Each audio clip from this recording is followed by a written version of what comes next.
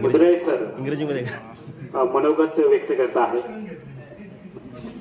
आजचा सुवर्ण दिन आहे, चांगला सगळ्यांना आनंद देणारा दिवाळीतील सर्वोच्च असा हा आता क्षण वाटतोय। आजचा दिवस चांगला वाटतोय।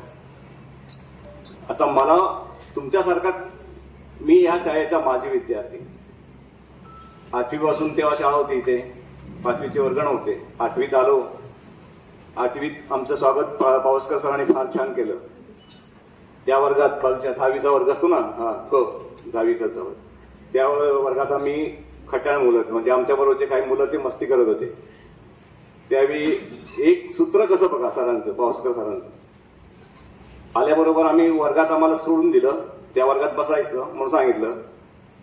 कधी बेंच बघितलेलं नाही, तर माझा बापू माडिक म्हणून वर्गबंधू टेलर होता, त्यांचे चुलते काका, इकडे तिकडे उडी मारली, एका बेंचवर दुसरी उडी मारता मारता सर आले दरवाजात। आल्याबरोबर त्याचं स्वागत कसं केलं असेल, एक सणसणीत देऊन ठेवलं।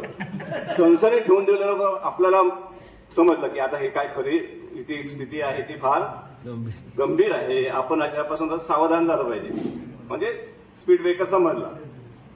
सर जरी तिकडे एखाद्या कोपऱ्यात उभे असतील शाळेच्या, तरी पण ते काय करायचे, तिथून जरी बघितलं तरी आम्हाला पकडणार, म्हणून आम्ही कायमचे घाबरलो। आम्हीच नाही, शिक्षक पण। त्यावेळी शिक्षक काय मॅडम आपले पावसकर सरांबद्दल काय सांगाल तुम्ही? शिस्त म्हणजे शिस्त, म्हणजे त्याने ही शाळा, आम्ही ज्यावेळी संघ घेऊन जायचे बाहेर, अगदी सांगलीपर्यंत गेलो, ह्याच्यापर्यंत बाहेर गेलो की नाही, उदगीरला वगैरे गेलो संघ घेऊन, त्यांचं शिक्षक ह्या भागातले जरी भेटले ते सांगायचे, कोणाची शाळा? कासाडे माध्यमिक विद्यालय नाही, पावसकर सरांची शाळा, असं त्यावेळेचं म्हणजे वातावरण होतं। त्यामुळे आम्ही म्हणजे शिक्षकांनी पहिल्याच दिवशी असं केलं की 10वी पर्यंत ती मुलं काही चिडीचू, म्हणजे तसे पुढे जास्त आगाऊपणा करणार नाही, असं हे वातावरण तिथेच निर्माण झालं होतं। आज मी आनंद काय म्हणतोय की तुम्ही जो आनंद मिळवलाय तोच आम्ही मिळवतोय, पण त्यावेळी ही सुविधा नव्हती, एकत्र मुलं येत नव्हती, सगळे हिरी पापारी अर्धी भाकरी दुपारी त्याच्या पाठीवरच असायचे, काय मिळणं कठीण होतं। म्हणजे आमची पण परिस्थिती, आमच्या पाठीमागे चांद असायचे पॅन्टीवर, हो ही परिस्थिती होती। त्यामुळे जास्त इतर काय करणं नाही, आम्हाला भरपूर काय करायचं होतं, इच्छा होती, तेवढ्यातच भाऊ वगैरे गेल्यामुळे, नाहीतर ते मेडिकलला, त्या भावाची इच्छा होती की मेडिकलला टाकायचं, सावंतवाडी तेव्हा नवीनच झालं होतं, पण जमलं। मग शेवटी सायन्स साईड घेतली, सायन्स साईड घेऊन मग 12वी झालं SMS ला, आणि त्या ठिकाणी एक विषय गेला माझा गणित, कारण का तिथे जेवण करून तिथेच प्रॅक्टिकल वगैरे करून हे व्हायचं नाही, म्हणजे तेवढं साध्य व्हायचं नाही। मग त्यावेळी गणित विषय गेला आणि फॉर्म भरायला गेलो मी, आणि अत्तर सर त्याने मला सांगितलं की बाबा तू आता काय करणार आहेस ना, सरांना घाबरून बसतो, काय करणार आहे? म्हटलं सर नोकरी मिळाली तरी करेन, ते लक्षात त्याने ठेवलं। आणि झटकन मला नंतर म्हणजे मी तापातच गेलो होतो, कारण का मला कधीच नापास होण्याची अनुभवच नव्हता। तिथून सुटलो तर नापास झालेलं समजल्याबरोबर मी कोल्हापूरला गेलो माझ्या मित्राबरोबर, म्हणजे भावासारखाच आम्ही एकत्र अभ्यास करायचो, बापनवाडी, त्याने फिरून आणलं मला, जरा शांत होईल म्हणून। ताप होता, सरांनी बोलवलं, अरे इकडे तू माझ्याकडे सचला राहू शकतोस, आता लॅब असिस्टंटची जागा मोकळी झालेली आहे। मग तिथे मी फक्त जस्ट जुलैमध्ये मी 18 वर्ष पूर्ण केली होती, आणि सप्टेंबरमध्ये, ऑगस्ट मला मोकळा मिळाला, सप्टेंबरमध्ये लॅब असिस्टंट म्हणून लागलो। तिथून मग माझा एक सहकारी शुक्ला सर म्हणून आहेत, तुम्हाला माहिती असेल ऐकून, म्हणजे ते गायक आहेत आणि त्यांचे हे आहे चांगले, म्हणजे ऑर्केस्ट्रा आहे। त्यांनी मला त्या ठिकाणी ते म्हणाले तू असं काय करतो, तू इंग्लिश कर। मग इंग्लिश BA इंग्लिश झालो आणि हे केलं बघा, म्हणजे त्यानंतर हे आयुष्य घडलं। तुम्ही जसा आनंद मिळवताय तसाच ह्या शाळेचा मी विद्यार्थी असल्यामुळे मला पण ह्यात आनंद आहे। यामध्ये तुम्ही मला एकच रिक्वेस्ट करावी लागेल, कशी आहे, तुम्ही जगासाठी कराल, जगासाठी करा, केलंच पाहिजे, समाजासाठी, आपल्या सोसायटीसाठी केलंच पाहिजे। त्याचबरोबर आपली जी ओली माती आहे ना, आपल्या घरात जी ओली माती आहे त्याला आकार द्यायला विसरू नका। ही बघा, ही ओली माती आहे, सुलक्षणा होय ना, बरोबर की नाही? ही नंतर तुम्हाला कळत झाली की त्याच्यावर तुम्ही काही संस्कार करू शकत नाही. त्यासाठी तुम्ही त्यांना आदरपूर्वक जीवन द्या, जेवताना मोबाईल द्या, परंतु त्याच्यावर नियंत्रण ठेवा.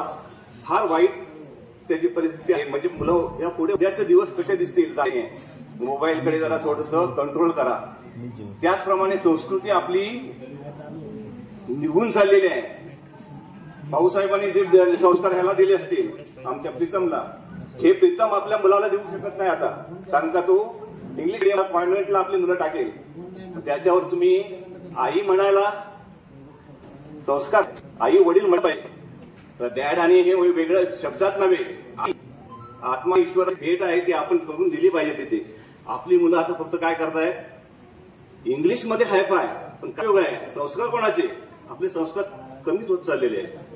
त्या संस्कार जपण्याचे प्रयत्न करा. म्हणजे महत्वाची गोष्ट तुम्ही स्वतःच्यासाठी करा, स्वतःच्या बरोबर तुमच्या कुटुंबासाठी करा. कुटुंबासाठी करताना काय होईल, समाजासाठी आपोआपच होईल. मुलांकडे दुर्लक्ष करू नका, ही माझी रिक्वेस्ट आहे. म्हणजे आपण सगळं करून नंतर मग वेगळ्या उंबरट्यावर आलो की नाही तेव्हा समजतं, अरे रे मी माझ्या मुलाला घडू शकलो असतो. माझ्या आता वैभव मला इतकं वैभव म्हणजे आत्मीयता वाटते की, म्हणजे त्याचा आदर वाटतो, अभिमान वाटतो का त्याने आपल्या मुलीचं कौशल्य बघून. अरे कशाला पाहिजे, काय एवढं की डॉक्टर इंजिनियर सगळे आहेत, पण एखादी कला असेल ना तर कला ही जीवनाची सावली आहे. कधीतरी तुम्ही विषण्ण होऊन जाता, कधीतरी मला आत्महत्या करायची वेळ येते, त्यावेळी मी माझ्या कलेकडे जरा तरी तिकडे गेलो की माझं ती आपोआपच डायव्हर्ट होतं. यासाठी कला, एखादी तरी कला मुलाला द्या. आपले मूल घडवण्याचं आपल्यावर अवलंबून आहे. आता तुम्ही कॉन्व्हेंट मध्ये टाकलात मुलांना, येतील संध्याकाळी, त्या पद्धतीने नको. आता आपले पण चप्पल बाहेर ठेवण्याची पद्धत आहे, ते संस्कारच आहेत आपले. पूर्वी आता कोविडने मान्य केलं जगाने, संस्कार सगळे आता ते कोविडने मान्य केले. कुठूनही बाहेरून आलं पाणी घ्यायचं, बाहेर किलो झाडायचं, एखादं मुळात केळीचं झाडायचं, मुलांचे संस्कार व्हायचे आपोआप, हातपाय धुवून घरात यायचे. आता ते नाही आहे, कोविडने शिकवलं. आता बादली ठेवली बाहेर. आमचं पूर्वी काय असायचे, जेव्हा म्हणजे न्हाणीघर बाहेर जायचं तर पाय धुतले की निघायचा. आता ती बादली ठेवावी लागली का, त्यावेळी भाजी असेल ती बाहेरून आणायची, तिथे धुवायची आणि आत घ्यायची, कारण का भाजी तरी पाहिजे. हे जे आहे ना, हे संस्कार आपले संस्कार आता ते लोप पावत चाललेले आहे. कृपया माझी एक विनंती राहील सगळ्यांना की आपण हे सगळं जगात करतोय, सगळं नवीन नवीन ऍडव्हान्स टेक्नॉलॉजीज येत आहेत, तर ते पण आपलं काम आहे की आता काय केलं पाहिजे, मुलांकडे, आजूबाजूच्या स्वतःच्या मुलांकडे, पुतण्याकडे, भाचीकडे थोडंसं लक्ष द्या. असं प्रत्येकाने केलं तर आपोआपच काय होईल, आपला समाज. फार वाईट दिवस आहे का पुढे, मी आता सांगत नाही, मी राजकीय भाषण होणार नाही, मी कुठल्याही पक्षाचा सदस्य नाही किंवा काही मला आवड नाही त्यात, पण जे घडतात त्याच्याकडे जरा डोळसपणाने बघा. आणि आज घडतंय ते किती स्वीकारायचं आणि किती आपल्या अलर्ट राहायला पाहिजे. काय महेश, बरोबर ना? आता सध्या जी घटना घडते फार वाईट घडतायत.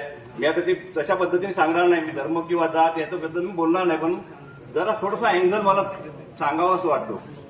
आता मी वेळ झालाय, जास्त वेळ बोलून उपयोग नाही. मी तुमची रजा घेतो. सगळ्यांना शुभेच्छा आणि आनंदी आनंदात तुम्ही काय करा, भेटत राहा आम्हाला. आमचा एनर्जी मिळेल, आम्हाला एनर्जी मिळेल.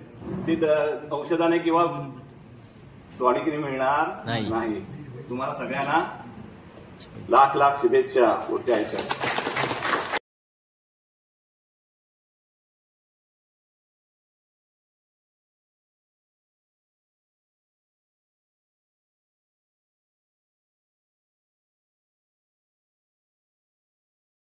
आदर्श शिक्षिका सावंत मॅडम, मुख्याध्यापिका दुसरं करून पर्यवेक्षक पराडे सर, सर्व आजी माजी शिक्षक आणि शिक्षकाचं कर्मचारी आणि तिथे 2003चे सगळ्या व्यक्ती. मला धन्यवाद तुम्हाला द्यायचं, तुम्ही एवढा चांगला नियोजनबद्ध कार्यक्रम तुम्ही तो पार पाडतो, चांगल्या परी पाडतो. तुम्हाला खूप खूप शुभेच्छा. आता तुम्ही ज्या शाळेतून शिकून गेला ती शाळा कशी राहील याबद्दल मला थोडकं सांगणार आहे. या संस्थेची स्थापना 1958 साली कासा विकास मंडळ म्हणून हे झाले, परंतु 1958च्या पूर्वी 4-5 मुंबईला आमच्या लोकांनी गिरण कामगार होते, इतर याच्यात काम करणारे लोक होते. त्यांनी 2-2, 5-5 रुपये जमा करून ही संस्था उभी केलेली आहे. म्हणजे त्यांची खरोखरच आठवण काढणे गरजेचं आहे. आणि आता तो मोठा वटवृक्ष झालेला आहे. तर ह्या वटवृक्षाला खत आणि पाणी नाही घातलं तर त्याचं काय होईल तुम्हाला माहिती आहे. आता ह्या सर्व वटवृक्षाला या खत पाणी घातलं तर तुम्हालाही करायचं आहे. मी ह्याच्यावर आणखी जरा बोलणार आहे याच्यावर, पण मी आता परत सांगतो की शाळा केव्हा सुरू झाली. 15 जून 1969 शाळेचा पहिला वर्ग सुरू झाला. त्यावेळी पहिले मुख्याध्यापक कोण होते? तुकाराम सकाराम तावडे. आमच्याकडे आता तो तावडे म्हणून एक कर्मचारी त्याच्या आजोबा. आणि पहिले शिक्षक कोण होते? पांडुरंग गोविंद पाताळे, म्हणजे आमचे पाताळे सर. ते त्यांना तुम्ही ओळखता. तावडेला तुम्ही ओळखत नाही, त्यांचा कार्यभार फार कमी होता, त्यांचं वयोवृद्ध होतं ते. त्यानंतर 1961 मध्ये कुडतरकर सरांची नियुक्ती झाली. त्यानंतर शिपाई म्हणून साळुंकेची निवडणूक झाली. आणि 1965 मध्ये पावसर सर मुख्याध्यापक म्हणून ते रुजू झाले. त्यांच्याबरोबर माझ्या या लाडक्या शिक्षिका सावंतबाई यांची नियुक्ती झाली. मी तुम्हाला का लाडक्या म्हणतो आणि का आवडतं नंतर सांगणार. आणि नंतर सावंत सरांची नियुक्ती झाली. आणि त्यानंतर कुडतरकर, आईसाहेब कुडतरकर, वामन लक्ष्मण कुडतर यांचे क्लार्क म्हणून नियुक्ती झाली. अशी पहिली फळी होती. ही पहिली फळी का म्हणतो तर हे लोक जे नियुक्त झाले त्यांनी शेवटपर्यंत निवृत्त होईपर्यंत सेवा केली. त्याच्या काळामध्ये खूप शिक्षक येऊन गेले, त्याच्यावर काय बोलणार नाही. परंतु ह्या फळीने सुरुवात मोठा वटवृक्ष झालेला आहे. तर मला अशी विनंती आहे तुमची, तुम्हाला आव्हान करायचं आहे, तुम्ही तुमच्या पुढच्या आणि मागचे सर्व जर माझे विद्यार्थी असतील ना, त्यांना तुम्ही आव्हान करा की ज्या शाळेला त्या वटवृक्षाला खत पाणी घालायचं आहे. खत पाणी काय घालायचं हे तुम्हाला सांगण्याची गरज नाही, तेवढं तुम्ही श्रद्धे झालाय. जेवढी म्हणजे आता तुटपुंजी हे मिळते अनुदान शाळेला मिळतं. किती मिळतं? वर्षाला 1,86,000. त्याची शाळा कशी चालवायची? चालवू शकत नाही. आणि अनुदान एका वर्षासाठी 2011 पासून सुरू झालंय, ते अद्याप चालू आहे. किती महागाई झाली, ती काय झाली तरी त्यांचं अनुदान तेवढंच. व संस्थेवर जावं. आता हे 8 डोलारा सांभाळण्या संस्थेला फार कठीण झालेलं आहे. त्यामुळे तुम्हाला लोकांची गरज होती. 20 इथला सदस्य म्हणून सांगतो तुम्हाला, आणि तुम्ही कराल याची मला खात्री आहे. आता सावंतबाईंचं महत्वाचं माझ्या लाडक्या, कारण त्यांचं शिकवणं खूप भावलेलं होतं. एवढं भावलेलं होतं की मी इथे शाळा सोडून ग्रॅज्युएशन केलं आणि परत मी इथे नोकरीला लागलो. तर त्या शिकवत असताना बाजूच्या जात असेल त्यांचा शब्द कानाला शिकवण्याचा, माझे पाय आपोआप तिथे फिरवायचे आणि त्यांचं मी ऐकायचं. माझी चोरी एका ठाकूर देसांचे चेअरमन होते, दादा ठाकूर, तुम्हाला ओळखत असत. त्याने काय झालं, मी ह्या 3-4 याच्यामध्ये बाईंचा वर्ग जुनी पिढी होती आणि मी इथून वॉशरूमला चाललो होतो. बाईचे कानार शब्द कानाच्याबरोबर माझे पाय बरोबर थांबले. मी 4-5 मिनिटं तरी त्यांचं ऐकायचं ते, म्हणजे एवढा त्यांचा तो हे होता. आणि मागून आमचे ते ठाकूर देसाई आले आणि माझ्या पाठीवर थाप म्हणाले, काय तुला अजून बाईंच्या वर्गात जाऊन बसावं असं वाटतं का? मी म्हणालो, दादासाहेब म्हणतात हे खूप उत्तम शिक्षक, मलाही माहिती आहे. ते म्हणतात मी जो वर्गात जातो शिक्षणाची वाट तपासतो, मला कंटाळा आला तर मी या बाईंच्या वर्गात जाऊन बसतो. वस्तुस्थिती आपली ठाकरसी कंटाळा आला की तुमच्या वर्गात जाऊन बसायची. म्हणजे एवढं त्यांचं शिकवण्याचं एवढं प्राबल्य होतं. मग अशा शिक्षिका आम्हाला लाभले. सावंतबाई पण तुम्हाला सांगतो. नंतर आणि एक गंमत सांगतो त्यांची. यांचं शिकवणं एवढं परफेक्ट होतं की नाही, आमच्याकडे जर म्हणून एक शिक्षणारे होते, ते आमचं इन्स्पेक्शन घ्यायला आले.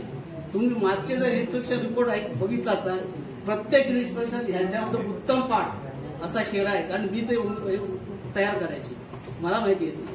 आणि त्यांनी ते ह्यांच्या वर्गावर गेले. बाईनेच त्यांना बोलत प्रश्न काय विचारलं मला माहिती नाही.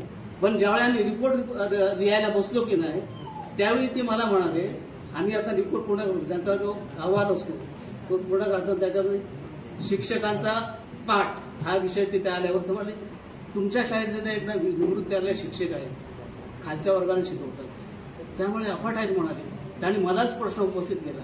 तो म्हणत ते सावंतबाई त्या माझ्या शिक्षिका, अरे असं काय? मग आता म्हणाले काय करायचं? ते उत्तम शिकतात म्हटलं. तर म्हणाले तुम्ही त्याच्यापुढे लिहून टाका उत्तम पाठ. त्यांनी सांगितलं. ते जरज सरांचे माझे जर खूप चांगले संबंध होते. ही मारकड सरांची नियुक्ती त्यांनी मला करायला लावली. त्यांचे खूप आमच्या शाळेसाठी खूप सारे काम चांगलं केलंय. 12वीचं केंद्राला शिफारस केली. 11वी आर्टचा वर्ग अडवला होता, त्याला शिफारस केली. ती जी मोठी इमारत आहे कॉलेजची, त्याला भाडं नव्हतं. 3-4 वर्ष अशीच होती, भाड्याशिवाय चालत होतं. मी तो प्रस्ताव घेऊन त्यांच्याकडे गेला. आमच्या शाळेत बघितली. मला वाटते पातळ साहेब तुमच्या शाळेत सगळ्या सुविधा नाही होतो काय करायचं? सगळ्या सुविधा काय म्हटलं, मला लाईट नाही. आता म्हटलं बरोबर झालं, मला तेवढंच मानायचं होतं, तेवढं करून घ्या. त्यांनी शिफारस मारली, भाडं सुरू झालं. म्हणजे असेही संबंध आम्ही ठेवले. आणि अशी शाळा आता एवढी उठून झाली. मला परत सांगतो, त्या उठ्ठ वृक्षाला तुम्ही खत पाणी घाला आणि वाढवा. आणि तुम्हाला खूप खूप धन्यवाद आणि कल्याण हो सगळ्यांचं. तुमचं पुढचं आयुष्य कल्याण हो.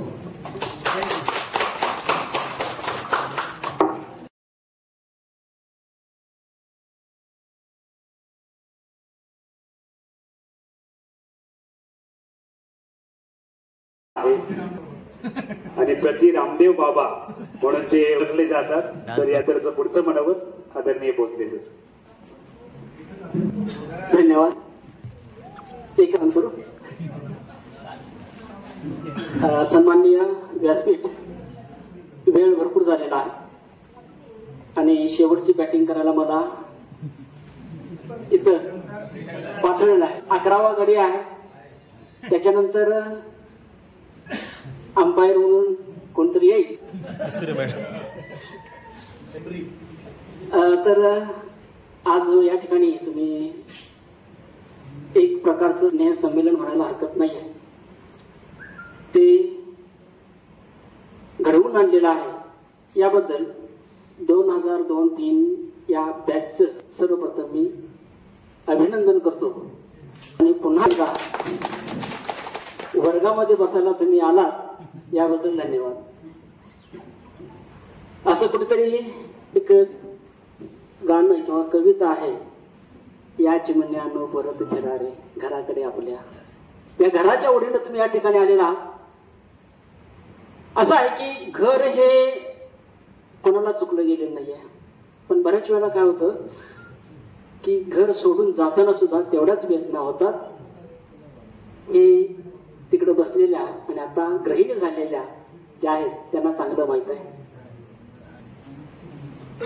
बऱ्याच वेळेला काय होतं की आपली शाळा जी आहे, आता बऱ्याच आमच्या शिक्षकांनी या ठिकाणी मनोगत व्यक्त करताना आमच्या शाळेबद्दल बरीचशी ख्याती बाहेर पसरलेली आहे असं अनेकांच्या तोंडातून ऐकलेलं आहे. पण काय होतं की जेवढी ख्याती पसरते तेवढे दुश्मनही तयार होतात. मी एवढ्यासाठीच या ठिकाणी आलेलो आहे सांगायला की आपल्या शाळेची ख्याती तिला गालबोट लावण्याचं कार्य विभीषणच करत असतात. गंभीर इशारा या. रावणाची लंका जाळण्यासाठी रामाला आमंत्रण दुसरी कोणी दिलेलं नव्हतं, आपणच दिलेले होते. म्हणजे घरचाच भेदी असतो. तर असे घरचे भेदी तयार होऊ नयेत याची खबरदारी तुम्हाला घ्यायची आहे. म्हणजे माझे विद्यार्थी आहेत ना, त्या विद्यार्थ्यांनी माझ्या शाळेबद्दल तुझ्या तोंडातून अशा प्रकारचे शब्द कसे येतात हे प्रतिप्रश्न विचारले पाहिजेत ना. माझी शाळा सुंदर शाळा आहे, सगळं दृष्टिकोनातून योग्य आहे, मग माझ्या शाळे नामोष्की का होते?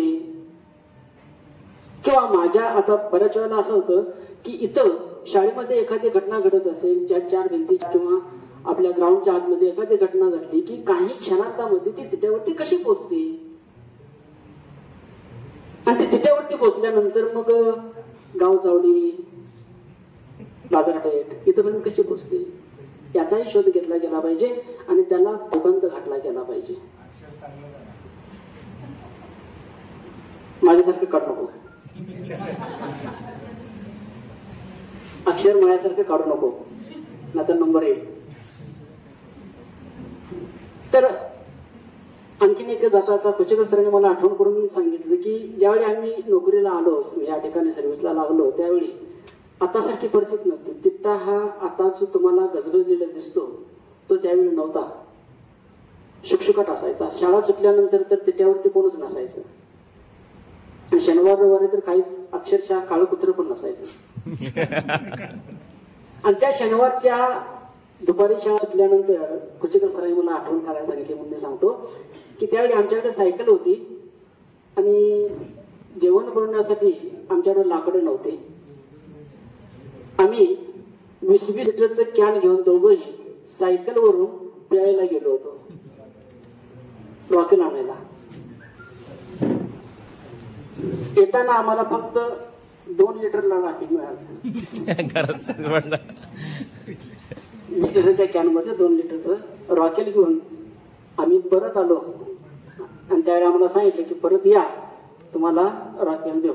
म्हणजे अशा या कठीण परिस्थितीतून आपली सांगण्याचं तात्पर्य असं आहे की शाळा, आता भाऊसाहेबांनी सांगितले, शाळेच्या सुरुवातीला इमारती अतिशय म्हणजे कच्च्या विटाच्या होत्या, कच्च्या मातीने बांधलेल्या विटाच्या होत्या. आता आपण बघतो आहोत की त्याचा डोलारा खूप वाढला गेलेला आहे. असाच हा डोलारा वाढावा, या शाळेची ख्याती अधिक व्हावी. आणखीन कुणीतरी बोललं की आपल्या शाळेमधले बरेचसे विद्यार्थी हे बॅक बेंचर होते. तुमच्या वर्गात बरेचसे, आता या ठिकाणी फ्रंट बेंचला बसणारे कोणच नव्हते, सगळेच बॅक बेंचर होते. पण तरीही जे फ्रंट बेंचला बसणारे होते ते तुमच्यात नाही आहेत.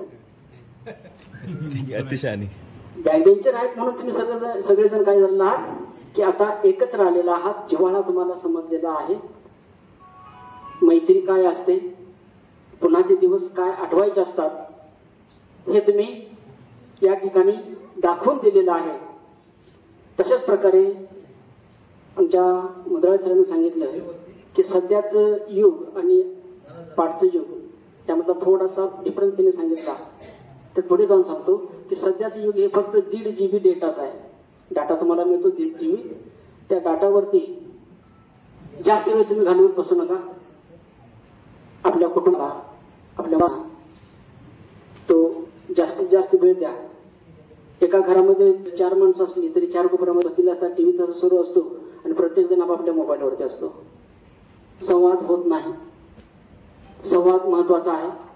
संवाद वाढवा, आपुलकी वाढेल, जिव्हाळा वाढेल, तेव्हा ना जीवन सुखी आणि समृद्धी होईल. आणि जाता जाता एक गोष्ट सांगतो की प्रत्येकाने किमान आपल्यासाठी तरी जगायला शिका. म्हणजे आपलं आरोग्य संपन्न ठेवा.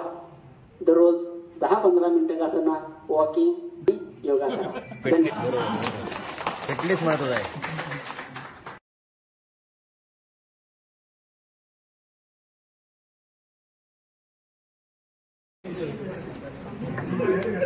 सगळ्यांना शुभ दुपार.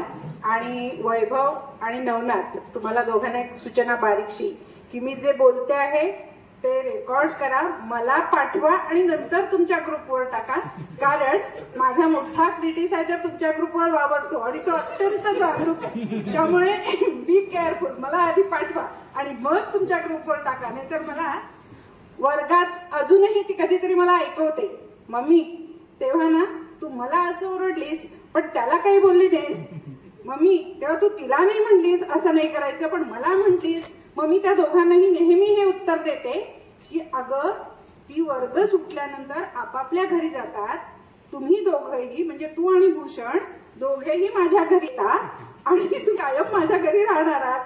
त्यामुळे तुम्ही कसं असावं यासाठी मी अधिक सतर्क असते. त्यांच्या बाबतीत असतेच, पण तुमच्या दोघांच्या बाबतीत मला अतिशय काटेकोर असायला हवं. नाही तर तुम्ही दोघं मला काही वर्षानंतर असं वाटेल की मी या दोघांना असं सांगायला हवं होतं, असं करायला हवं होतं. ते नाहीये. म्हणून कदाचित म्हटलं मी तुला आणि भूषण जास्त ओरडते. म्हणून तुम्हाला दोघांना सूचना अशी की आधी माझं बोलणं रेकॉर्ड करा, मला पाठवा. कन्यारत्न तिथे डोळ्यात ते माझ्यावर लक्ष ठेवून असेल तर म्हणजे हे होतच की शिक्षक जे असतात ना ते घरीही शिक्षक, शाळेतही शिक्षक, त्यांच्या मुलाबाळांना थोडंसं त्रासाचं होतच नाही असं नाही. तुम्हाला मला काही गोष्टी तुमचं सगळ्यांचं ऐकताना म्हणजे मी जे बोलेन असं मला वाटत होतं ते बाजूला राहिलं. आता मला वेगळ्याच काही गोष्टी तुम्हाला सांगायच्या आहेत. मगाशी असा उल्लेख झाला की एखादा विद्यार्थी अमुक एक व्यवसाय करतो, तमुक एक काम करतो.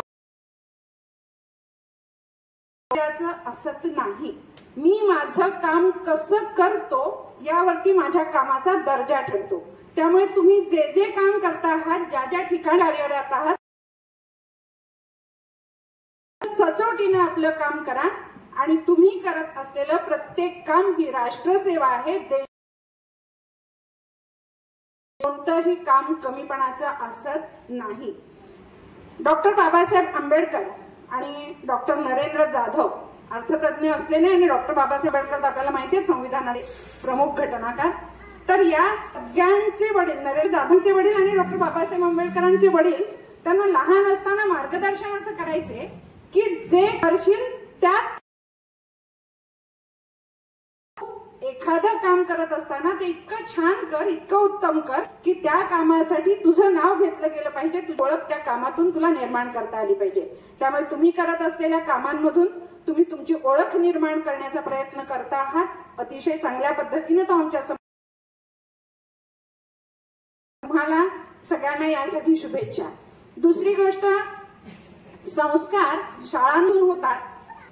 सावंत मॅडम मराठी शिकवायच्या आणि शितू नावाचा गोनी दांडेकरांचा एक पाठ होता अभ्यासक्रमामध्ये. तो पाठ विचारलं होतं की तो पाठ ज्या कादंबरीतला आहे ती मला वाचायला मिळेल का, मग लायब्ररीमध्ये आहे तू वाच. मी तेव्हा तिला म्हटलं, भक्ती तुझं वय गौली नावाची गोनी दांडेकरांची कादंबरी, ही कादंबरी वाचण्यातच वय नाही, तुला ते कळणार नाही. पण तरीही अट्टाहासाने तिने ती कादंबरी तेव्हा वाचली होती. आणि वाचनाचा संस्कार किती छान असतो, किती सुंदर असतो याचा अनुभव मी माझ्या घरामध्ये घेते. कारण दिवाळी आली म्हटलं की भक्ती माझी अनेक प्रकारचे दिवाळी अंक घेते आणि दिवाळी अंक नुसते घेतच नाही, एखाद्या संध्याकाळी मला फोन करते आणि काय करते असं म्हटलं की मी काहीतरी सांगते, मी ना तो अमका अध्याय वाचते, मम्मी अजून शिक्षिकेची नोकरी करायची, तमुक एका लेखकाचा लेख आलाय वाचतो असं ती सांगते. हा संस्कार शाळेमध्ये होतो. मॅडमनी तिला ती पडघवली कादंबरी वाचायला दिली, तिने ती वाचली. मी या गोष्टींचे संस्कार जे तिच्यावरती या शाळेत झाले ते आपण विसरू शकत नाही. मग अशी बोलते, आपलं काम चांगल्या प्रकारे करणं, उत्तम प्रकारे करणं. सुनील माझा शेजारी अभ्यासामध्ये तेव्हा तो थोडासा मागे होता, पण आज जेव्हा केव्हा मी आणि सुनील तो कधीतरी तो माझ्याकडे आला तर बोलतो, त्या व्यवसायातलं इतकं छान आणि इतकं सुंदर व्यवसाय शिक्षण राहते. आणि त्यामुळं कुणीही कधीही असा विचार करू नका की असं म्हणत आलं की आता सहज 22 काढून पण तुझे मार्क सांगणार. कळल्यानं राग येतो तरी मी तर की अरे 20 मार्क तुम्हाला लिहून मिळवायची वेळ आली तर तुम्ही त्यातले 7 किंवा 8 मिळवणार आहात. त्यामुळं तुम्हाला मिळालेल्या टक्केवारी तुम्ही 15%, 18%, 20% वजा मध्ये चर्चा होते. देणार नाही मार्क, जा मार्क द्यायची गोष्ट नसते, मार्क मिळवायची गोष्ट असते असं म्हटलेलं मुलांना खटकतं. तुमच्या वेळेला आम्ही हे सहजपणे म्हणत होतो, त्याचा काही त्रास आम्हाला होत नव्हता. पण आज आम्ही एखादं सहज केलेलं विधान कसं बुमरँगसारखं उद्या आमच्यावर येईल हे काही आम्ही सांगू शकत. हाडाचे शिक्षक, कारण माझे आई बाबा शिक्षक, बाळकडू शिक्षकांचं, त्यामुळे आमची पद्धत हे काही फार बल्ल असं झालं नाही आणि होणारही नाही उर्वरित काळात. त्यानंतर मग त्यानंतर आम्ही भेटलो, काय माहित पुन्हा किती वर्ष जाते, पुन्हा 21 वर्ष जाऊ देत नको. माझ्या सदिच्छा आणि शुभेच्छा आहेत तुम्हाला की तुम्ही वारंवार भेटत राहा, कारण असं भेटत राहिल्यानं आपण अधिक म्हणजे प्रेमी जवळ येतो, आपल्यामधलं नातं अधिक घट्ट होत जातं. पण मुलांना 21 वर्षांचा काळ म्हणजे अगदी गृहीत धरा 21 वर्षानंतर तुम्ही सगळे एकतर 60 असाल, त्यामुळं त्या वेळातही तुम्ही इतकं छान आणि सुंदर आरोग्य असलं पाहिजे. त्यासाठी ज्या गोष्टी आवश्यक आहेत म्हणजे व्यायाम करणं असेल, आहारावरचा कंट्रोल असेल, व्यसनांपासून लांब राहणं असेल, 20-21 वर्षानंतर भेटलात तरी सुद्धा आत्तासारखेच ताजे तवाने टवटवीत आणि फ्रेश असा, यासाठी माझ्या तुम्हाला शुभेच्छा. अशी म्हणाला की यांना संधी आहे 2-2 नावं सांगायची. मी असं म्हणते की अरे बाबा संस्थेमध्ये इतक्या अडचणी आहेत, मुलाची लग्न हा इतका जटिल विषय होत चाललाय दिवसेंदिवस की कोणे एकेकाळी आपल्याकडे मातृसत्ताक पद्धती होती, पुन्हा ती येऊ नये. आणि तुम्हाला 2-2 नावं सांग यासाठी पण मला सगळ्यांना शुभेच्छा. त्यानंतर तुम्ही सगळेजण 5 सप्टेंबरला इथे आला होतात. काही सदस्य तुमचे होते, बाकी सगळ्यांचे तुमचे हात त्यांच्या मागे होते. तुम्ही सगळ्यांनी आम्हाला त्यासाठी मी तुमची अत्यंत आभारी आहे, ऋणी आहे. लक्षात ठेवा, जीवनामध्ये आपल्याला काही ऋण अतिशय महत्वाची मानावी लागतात. त्यामध्ये आपण जी शिकतो ती आणि आपण ज्या समाजामध्ये वाढतो तो समाज, या तिन्ही ऋणांतून उतराई होण्याचा प्रयत्न करा. मला माहितीये की आपण काही टाटा नाही सगळेजण की आपल्या संपत्ती मार्फत एवढे काही आपण धनाढ्य नाही, पण फुल ना फुलाची पाकळी आपण सगळेजण देऊ शकतो. त्यामुळे आपण ती द्यायची आहे. आणि देताना असं म्हणतात की इतक्या गुप्तपणे कदाचित ती द्यावी की उजव्या हाताने दिलं तर डाव्या हातालाही कळू नये. आणि मी जे इतरांना देतो ते माझ्याकडे परत येतं, या चांगलं तुमच्याकडे नेहमी परत येईल. दुसरी गोष्ट, हा असा सोहळा जो आहे ना, आम्ही शिक्षक आहोत. आजच्या काळात कदाचित शिक्षक होणं हे फारसं मुलांना अभिमानास्पद कौतुकास्पद वाटत नाही, पण हा जो सोहळा आहे की काही भेटतात, शिक्षकांशी बोलतात, शाळेबद्दल शिक्षकांबद्दल प्रेम व्यक्त करतात, ही गोष्ट फक्त शिक्षकालाच अनुभवता येते. त्यामुळे जो शिके शिकवी जगाला, धन्य त्याचा जन्म आहे. त्यामुळे तुम्ही सगळेजण जरी शिक्षण क्षेत्रापासून लांब असलात तरी पुढच्या जनरेशनला तुम्ही शिक्षणाची हरकत नाही. तुमच्या मुलाबाळांनी जर शिक्षक होण्याचा विचार केला तर नेहमी पाठीशी उभे राहा, कारण अतिशय छान सुंदर असं पवित्र क्षेत्र आहे आणि ज्ञान दिल्यानं ज्ञान वाढतं असं जे म्हणतो त्याचा साक्षात अनुभव आपल्याला प्रत्येक वेळेला येत असतो. कधीतरी आत्ताच्या काळात वर्गात शिकवताना मी असं म्हणते मुलांना की अरे, शेतकरी जमिनीमध्ये पेरतो, भले काही वेळेला दुष्काळ येतो, भले काही वेळेला प्रचंड पाऊस पडतो, पण काही ना काहीतरी त्याच्या पदरात पडतं रे. तुमच्याकडे बघितल्यानंतर मला असं वाटतं की मी असा शेतकरी आहे की काय की जो आपला अखंड आजन्म नुसतं माळरानावरती पेरत चाललाय, नुसतं बियाणे माळरानी खडकात असं म्हणतात, तसं तर मी करत नाहीये ना, असं म्हटलं मला कधी कधी वाटतं. हे जे येणारं मनाला नैराश्य आहे काही वेळेला आजची परिस्थिती बघून, तुम्ही सगळेजण भेटलात आणि मनाचं हे नैराश्य एकदम कुठे निघून गेलं. अगदीच काही आपण ओसाड माळावरती पेरत नाही, आपण काही ना काही छान पेरलंय, ते छान उगवलंय आणि यानंतर सुद्धा ते असं उगवत राहील. त्यामुळे माझी उरलेली 2 वर्ष जी आहेत ते अतिशय आनंदाने व्यतीत होतील. त्याबद्दल तुम्हाला सगळ्यांना धन्यवाद.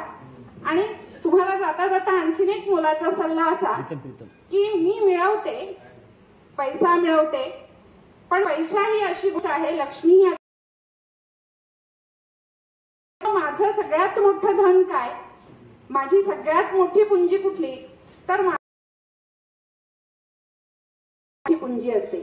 त्यामुळे तुमची मुलं बाळं जी आहेत त्यांना उत्तम संस्कार देण्याचा, चांगला विचार देण्याचा प्रयत्न करा, त्यांना एक चांगला आकार द्या आणि त्यामुळं तुम्ही जीवनामध्ये खऱ्या अर्थाने सुख, समाधान, त्यासाठी सुद्धा तुम्हाला सगळ्यांना शुभेच्छा देते. आम्ही सगळेजण काल तुमच्याबरोबर होतो, आजही तुमच्याबरोबर आहोत आणि उद्याही तुमच्याबरोबर असणार आहोत. कधीही अडचणीत स्वतःला एकटं समजू नका. सगळे शिक्षक, सगळ्यांचे वर्गमित्र मैत्रिणी तुमच्याबरोबर आहेत. छान सुखाने आयुष्य व्यतीत करा. उगाच अवास्तव अपेक्षांचं ओझं स्वतःवरती लादून घेऊ नका. जे आहे ते छान आनंदानं जपण्याचा, सांभाळण्याचा प्रयत्न जर अशीच जपून ठेवली तर तुमचं जीवन नक्कीच निरोगी, सुदृढ आणि आनंददायी असेल. आणि अशा प्रकारच्या आनंददायी जीवनासाठीच्या शुभेच्छा मी तुम्हाला देते. मी बोलायला गेले की नेहमी होतं की मी बोलायचं ठरवलेलं असतं, आजही झालं की मी सुरुवात काय करायची ठरवली होती, कोण समोर बसलेत, काय बसलेत, सगळं मी विसरले आणि जे जे मनात आलं ते तुमच्याशी बोलले. तुम्हाला लहान असताना कधी धपाटा घातला असेल त्याचा आज मोल तुम्हाला आज कळतंय, तर ते मोल साठी तुम्ही लक्षात ठेवा. कधीही शाळांमध्ये शिकत असताना त्यांचे अवास्तव लाड करू नका. अधिकचे पैसे, कारणाशिवायचे पैसे मुलांच्या हातामध्ये देऊ नका. यासारख्या गोष्टींपासून थोडंसं लांब ठेवा आणि मैदानी खेळांकडे त्यांचा कल वाढेल, त्यांची आवड, रुची निर्माण होईल. यासाठी प्रयत्नशील राहा आणि यासाठी प्रयत्नशील राहणंही सोपी कडे बघून, शिक्षकांकडे बघून कमी शिकतात. जास्तीत जास्त गोष्टी ती तुमच्याकडे बघून शिकतात, आई वडिलांकडे बघून शिकतात. तुम्ही त्यांचे आयडॉल असता, त्यामुळं तुम्हालाही स्वतःला थोडंसं बदलावं लागेल.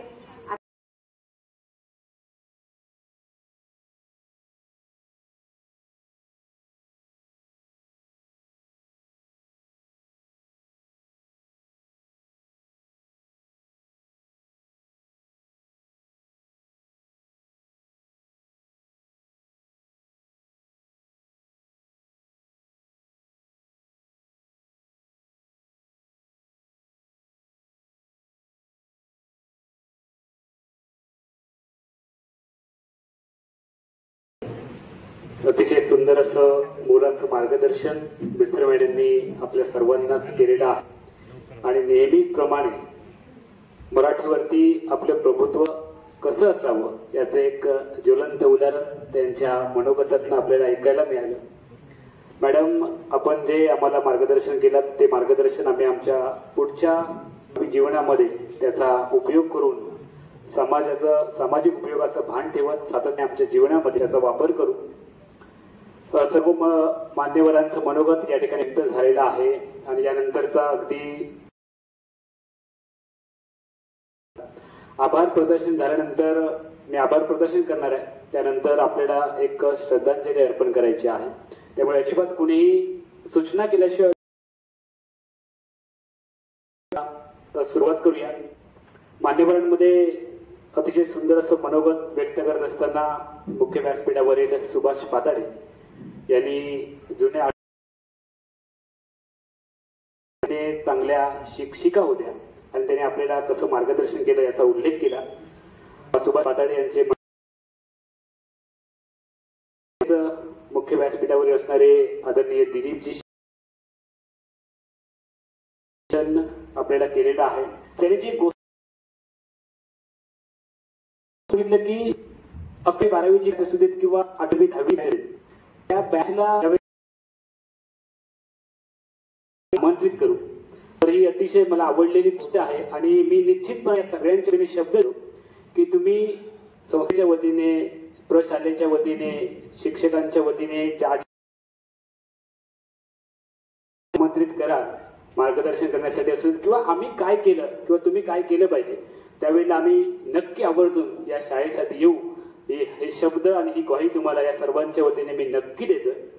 अविनाश धर्माधिकारी यांनी एक सुंदर वाक्य सांगितलेलं होतं. मी सावंतवाडीला त्यांचं व्याख्यान ऐकायला गेलं होतं की शिक्षण तुम्ही का घ्या, की शिक्षण याच्यासाठी घ्या आणि शिक्षण घेऊन तुम्ही अधिकारी याच्यासाठी बना.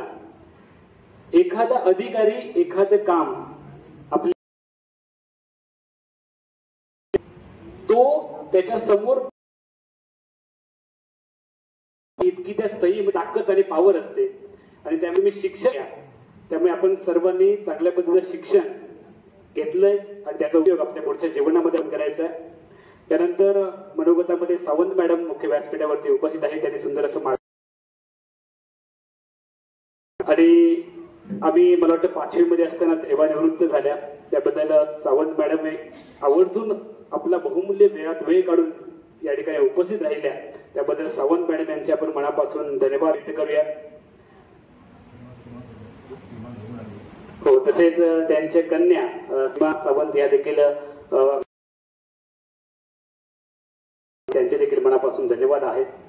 तसेच मुख्य व्यासपीठावरील मुद्राळे सर त्यांनी देखील मुलाचं मार्गदर्शन आपल्याला केलं.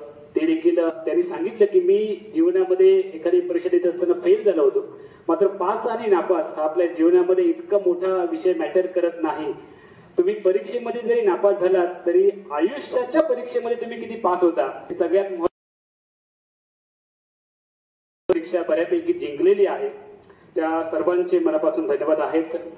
त्यानंतर मनोगतामध्ये कुचेकर सरांनी सुंदर अशी कविता आपल्याला ऐकवली. ते जे वाक्य बोलायचे ते देखील त्यांनी या ठिकाणी त्याचा उल्लेख केला. त्याबद्दल कुचेकर सरांचे देखील आवर्जून उपस्थित राहिल्याबद्दल धन्यवाद व्यक्त करतो.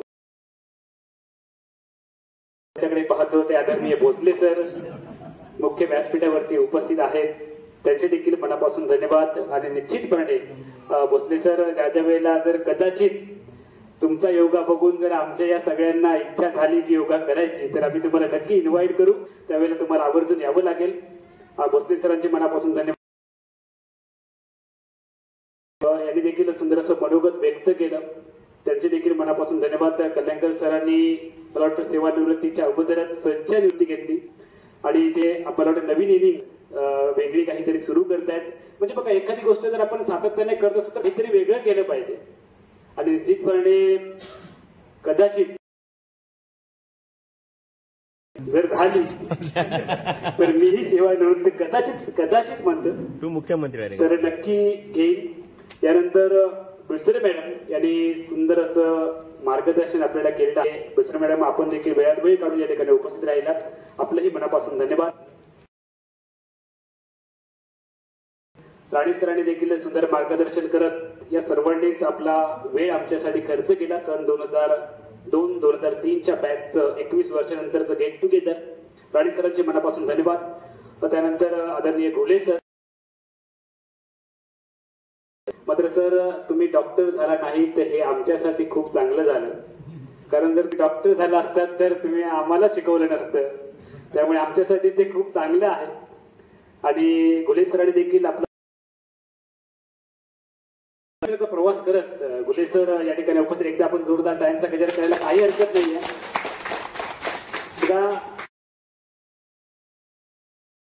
कारण सर जे टाळ्या वाजवतात ना त्यांचं आयुष्य 10 वर्षांनी वाढतं आणि जे टाळ्या वाजवत नाही त्यांचं 10 वर्षांनी त्यांचं काहीच कमी होत नाही. त्यांचं आहे तेवढंच राहतं.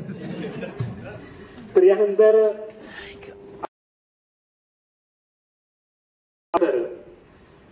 त्यांनी आपल्या या कासाड गावामध्ये शाळेमध्ये कराटेचं बीज रोवण्याचं मोलाचं कार्य केलेलं आहे. आणि जे उत्तम शिक्षक आहेत ते बीचं शिक्षण देखील आपल्याला देतात. मला वाटतं सर आम्हाला विज्ञान त्यावेळेला शिकवायचे. जे पत्रकार आहेत आणि आपला वेळ खर्च करून ते आमच्या या कार्यक्रमासाठी उपस्थित राहिले आपले देखील पासून धन्यवाद. त्यांच्याकडे आपण पाहतो की जवळपास 21-22 वर्षानंतरही त्यांच्यामध्ये आदरणीय काळे सर त्यांनी देखील बहुमूल्य वेळ आमच्या या कार्यक्रमासाठी खर्च केला. आपले देखील मनापासून जे नव्यानेच आमच्या या शाळेमध्ये रुजू झालेले आहेत एनसीसी विभाग ते सांभाळत आहेत. सरांची देखील आपला बहुमूल्य या कार्यक्रमामध्ये खर्च केल्याबद्दल आम्ही मनापासून धन्यवाद व्यक्त करतो.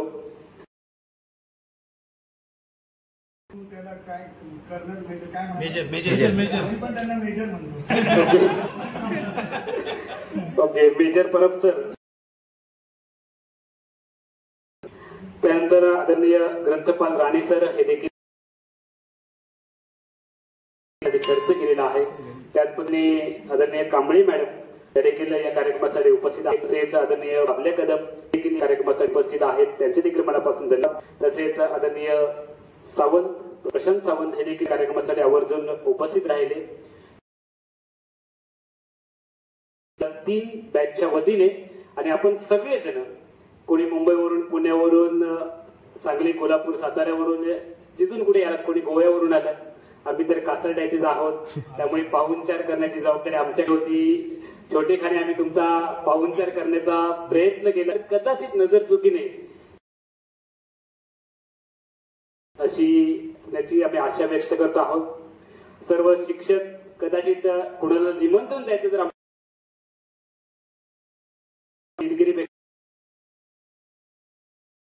जीवन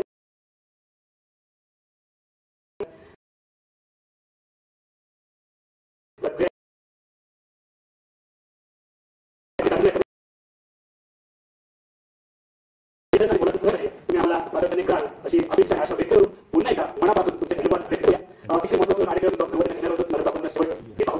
ते शिक्षक कर्मचारी संस्थेचे पदाधिकारी आणि विद्यार्थी ज्यांना देवाज्ञा झालेली आहे, जे आमच्यामधून निघून गेलेले आहेत. असं म्हणतात की जो आवडतो सर्वांना तोची आवडे देवाला. जे जिथे कुठेही असतील